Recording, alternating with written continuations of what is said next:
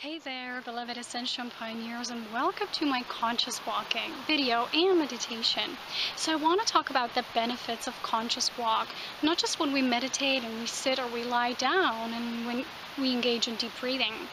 And this is almost like a follow-up to a sacred breath of life exercise that we did in the previous video, and this is an upgrade. And I've showed you one such a walk, I think a week ago, 2 weeks ago, but today I want to take you deeper because when we do the sacred walk, that we're really present. It's not just that we're well with our meditation when we're resting, when we're in sacred space, but that we know how to maintain the attainment of our sacred state, of our presence, when we walk, when we engage in relationships, when we're in external surroundings, so that we become more deeply present.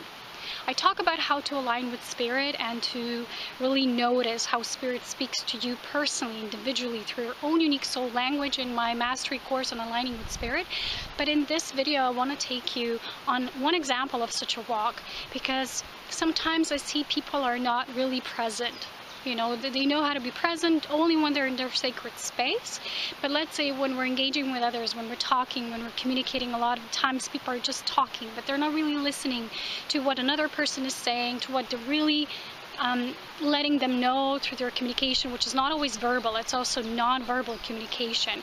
And as you know, nature is the communication of creation. You can see different frequencies coming through, not just what you would perceive as when you engage in talking through another person, but with nature you really can practice your multidimensionality, because you can hear sounds, you can sense smells, you can hear voices, you can hear different frequencies, you can feel different warmth, So when we're going to take this conscious walk, we can, besides the things that we notice on our walk, we're going to take notice of the energy that's changing. So the energy in our body from the beginning to the end. This is going to be just a short walk. It can take you on a long hike. Maybe one day on my retreats, of course, because my retreats are going to be based on Ascension and really practicing this presence as we engage with nature and creation. So the point being is that before you take such a conscious walk, and this came through my spirit guidance as well, to offer ourselves a conscious walk, so that this can become our practice, the sacred breath of life. And then as we get more present, as we get more engaged with life, not just as a hermit internally, but as a wise ancient being that knows how to master your surroundings with your presence, through your presence, so that the whole heart of your soul constantly pours out and engages with all of life and creation. So this is very natural to those of us who were born this way already, but even though we might have this gift and is more innate to us, still during the course of our lifetime, because we were all programmed and conditioned, we really need to develop this further on. And this is something that's coming up really strongly now, as returning more to the side of the simple life in creativity and magic, fun, spontaneity, mystical path, mystery of the great goddess of life and creation. So I want to take you on such a walk. But before we begin, I want to tell you some of the basic things that you can start with. First, set your intention. This also applies if you have a birthday, or if there's a full moon. So today I don't have a birthday. Maybe some of you do. I don't know that. But it's a full moon. It's a Scorpio full moon, and it's that day when energies are more subtle, the veils are thinner, and we can pay attention even more. We're going to get clearer messages and the subtle frequencies. So pay attention through giving first the intention for your walk. And you say, my intention is, maybe you have a life situation you wish more introspection on, so a lot of times we just meditate on it and we just sit in the space and nothing comes. When we engage in nature with sacred walking, we're going to receive so many messages that sometimes it's going to be even overwhelming with all that you receive. Then you will see how connected you are to spirit. So if we only meditate vertically, we don't always feel our engagement with life. We don't always connect to life in such a way. We can stay in that presence, but once you move in the outer world, a lot of times you see people who are very spiritual or whimsical, or they're just living up in these ethereal realms most of the times. But it takes a grounded conscious presence so we can really feel that heaven on earth in our presence.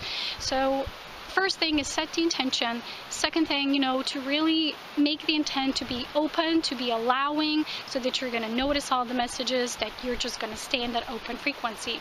And the third, just give that love intention to yourself, that you will really, really see everything, even the things you don't wish to see. Maybe that's the whole point. We use the things that we call our weaknesses to transform them, and they become our strengths. And this is also the highest octave of Scorpio energy, is that we transform through knowing our shadow, through knowing the weaknesses, because the Scorpio dives really deeply with its tail. What we consider as poisonous actually is a gift that will transform us. And it's almost like the Scorpio energy, it gives a breath of life. I want to share a quick example here. Also, my mom read this book on the Templars and these ancient encodings. So what came through was that they confused a lot of these ancient rituals they had with them being homosexual, because they were kissing the lower part of their body. But the thing is that where the spine begins, and remember we talked about the spine in one of my previous videos, it's very important. That's what we're doing now. We knew that this is going to be the year of soul alchemy, of our magician awakening. I mean, my energy is constantly running and high. I'm hot like a radiator, truly. And it's time to really start engaging in this more, to not just talk about this, but become these magicians. So what they were actually doing, these ancient people, they were giving each other the sacred breath of life. So they were awakening their kundalini. And when we really invite Spirit to show us how we can do this ourselves, we will see how to awaken an energy from down below, move it back up, and from up, down again into our body. So that's Scorpio.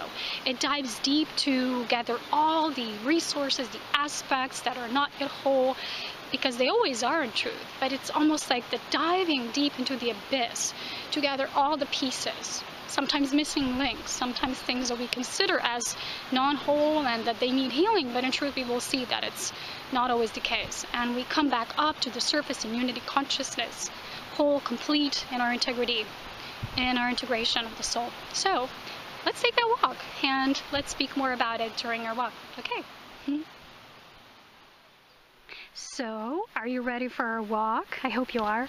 So the first thing, like I've said, is set the intention, and then notice the first few things or first few animals come your way. So the first animal I saw today was a yellow butterfly, and then it was repetitive. I saw it a few times.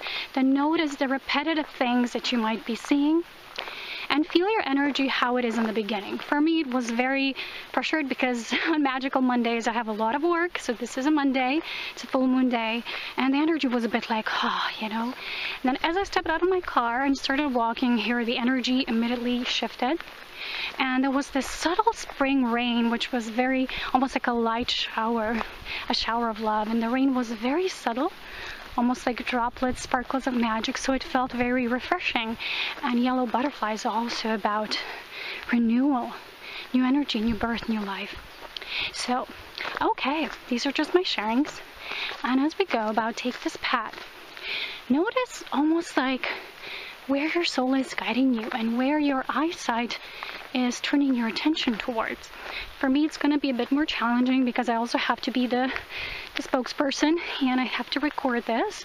But you, as you take your walk, just see where your eyes are drawn to. And then see how your energy starts to change when you start interacting with different parts of nature, different animals, different objects. Then a lot of this also has to do with you seeing how your soul language speaks to you, because you have a unique way of how your soul speaks to you. You have a unique language of the soul. That's why your messages will be unique. The energy you will be feeling through different things will come in a unique way. So this is the first thing to know. Then see where you're guided to go, and just really ease on your step. Stop thinking for a while what you have to do. Your thoughts may be scattered. Sometimes we have a lot of things to do, and even when we start to walk, we have all sorts of things rambling and rushing through us. But at a conscious walk, we turn our full attention to the beauty of nature. And I see sometimes people who love nature, but when they go walking, they're just rushing ahead. And they won't even notice the things that you will notice when you become conscious. That is why on my walks I always find precious sacred items that I co-create with. I do my art with. I find a lot of stones, crystalline stones, and branches, and many, many things. And the whole point of this is also to start feeling life as more magical than you just rushing through life. And that's the whole point, and that's why I call this the elven walk. The word elven means alive with the sacred breath of spirit, fully alive with consciousness. So I'm only going to take you towards a short walk, and maybe you're going to record it in a few parts. We will see. So just notice how your energy is changing as you're walking. And if it's a special day, or you set the intention for your birthday, then notice the first thing, and notice maybe even sometimes going to be people coming your way, not just animals. And see what messengers are they. What are they letting you know about the intention that you have set before? So I'm going quite on a wild path. There's quite a view here. This is one of my likened paths, and maybe I may catch my breath for a while because it's quite steep. But a lot of times you might think you're going to go somewhere, and what's going to take place is your soul is going to say, no, I'm going to go that way. Listen to that voice. And sometimes you will find things on the floor, and it will seem like random, but it will have a meaning and message for you. And it's going to be specially speaking to you. And somebody else, when you show it to them, they would say, what the heck, why did you pick up this? Because it will only have meaning for you. That's the whole thing. So, many times you will also, maybe on your walks, encounter certain obstacles, but you will see how you move through them. And this is very powerful when you make a conscious intent. Because a conscious walk is a walk full of messages. And it means that what you set your intention, it's almost like oracle cards or any other forms of divination tools, then those messages that will be answers to what you actually send out as ripples into the multitude of the multiverse. Okay, so like I said, sometimes you might be guided to go a different path. I remember one time I thought I'm going to drive somewhere, but it's almost like something came over me, my soul, and my wheel turned, and I started driving in a different direction towards one of the waterfalls that I really love, and it turned out to be such an amazing day. So, yeah, the message was to be more open, to be more flexible. Listen to the birds. How do they feel they're singing? Sometimes you will feel, oh, their melody is very lively, and other times you might feel their melody is almost nostalgic, but that's you being reflected back to you. That is you feeling a different energy as such and such. And these are all messages that are going to come mirrored, reflected through nature. I don't usually walk this slow, it's just today, because I also have to hold the camera up and record.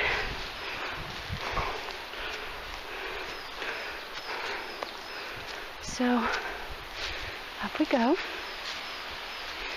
So, during your first few moments or minutes, notice how the energy changed. Especially, let's say that now I would like to interact with this tree, yeah? And I stopped for a while because the tree called me. And as I put my hand on it, I don't have to hug the tree to feel its energy. I just feel how my energy changed. Is it more grounding? Is it more stable? Is that what I need at this time? Do I need more grounding? Do I need to be more in the moment? Is my consciousness sometimes too high and it takes me places that I can't always be at the same time? Sometimes. But also notice the level of heat in your body, the level of how energy moves and rotates. This is something you will master through being more present in nature, far better than just meditating in your bed or in a room. I really promote nature meditation because it is so much richer. You're out there with all the elements. Because what I do, I take most of my creations out, even when I do my readings.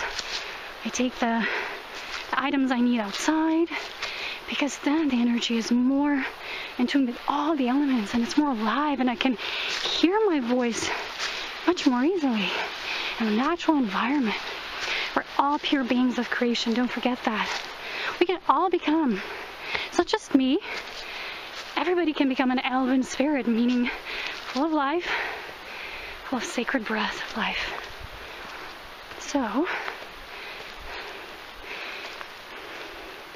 as the energy is rising, you see now, oh, there's less thoughts, you know? And how does that make me feel? Also, what I want to stress out here is that a lot of times I see people who do this, they're very much in tune when they do it alone or they're walking alone. But when they're outside or doing something with another person, their energy can quickly become entangled or not as pure, not as focused, not as present. They're going to become chatty, you know. It's okay to talk, but again, like I said, talking's not the same as listening and sharing through the soul. So when we master this ourselves, this conscious walking, it's going to be easier for us to also remain that way when we're with others, because we don't have to isolate ourselves. You know, being spiritual has nothing to do with being isolated or alone. That's the easy part. The harder, more challenging part is to feel that same connection when you're facing, and sometimes even confronted with the outer world. It's always by your choosing, of course, but still, I'm saying that's very important to master this. So now, we're actually coming to the steepest part of this journey, and I'll actually take you through the whole trip. My intent is to go all the way up to this highest point, which is gonna make me be a lot out of breath, and I have to think at the same time. So you see, the more things you have to do at the same time, but you don't have thoughts, like thoughts of your lower mind. You are gonna have more thoughts of being, let's say, creative ideas, you know? And I wish there was like more flowers at this time, but a lot of them already had their blossoming before the new cycle of flowers begins. So, yeah.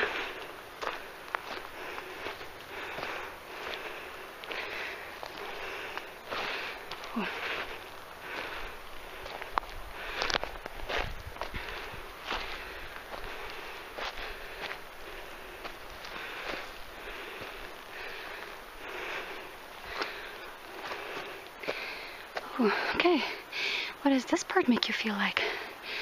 There's a ladder towards spirit. There's a view down. It's not yet the final destination.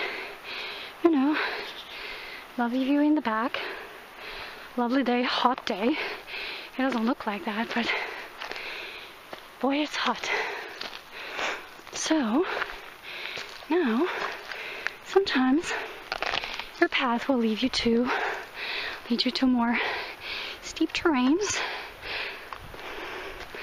And that's okay, because you, as a powerful being of spirit, you can overcome it all. You can reach any destination. So, let's say this would be your intention day, and you discovered a new path, which would look a bit like this. Then your message would be, for example, you know, sometimes there's steeper parts, will feel more challenging. You're such a powerful being that you can overcome anything. You can dissolve, you can recreate anything, and that's how it is. So a new, steeper path here. It's getting more and more interesting.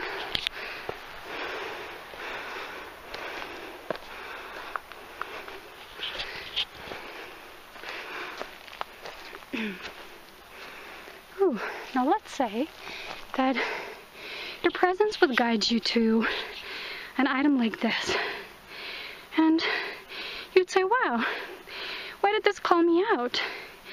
And then you would say, oh, there's 4 of them. How does this look to me? Let's say there's 2 at the bottom. They're kind of like sharing an older and a younger one.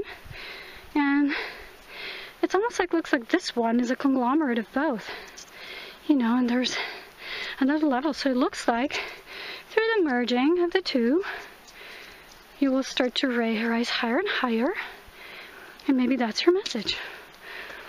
You know, so whatever you would get from that would be your message. But it's something that, through your focused intent, you know, maybe there's an animal coming your way and she comes to you. There's a dog coming at you. Not just like a regular message about dogs being about unconditional love and companionship, but how did that dog interact with you specifically? That's the important part. And okay, now let's say you're more of a walker that likes steep, not steep, but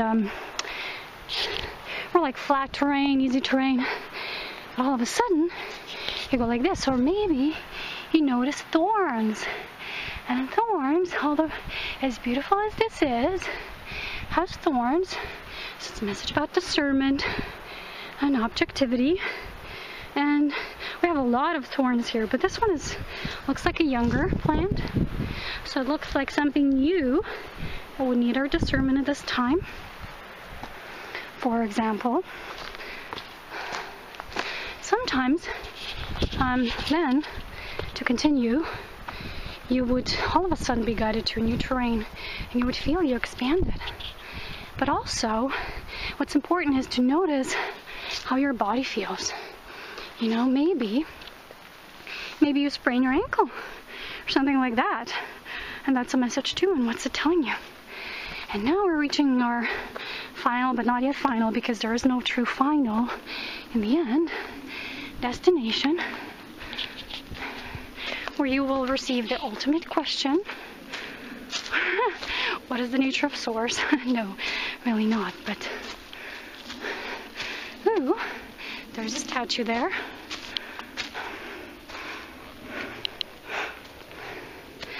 So this especially works if there's a new path. For me, I've been on this path many times. But what, for example, would this mean to you? What's the expression on this man's face? What is he telling you? And the metallic branch has 6 leaves. So he was an alpinist, this man. And this was a very upward, steep hill. But there's a gift, there's a bench, and there's the view. And there's a sacred spiral of life. How beautiful. What does it tell you? We have expanded more. There's the view to the village.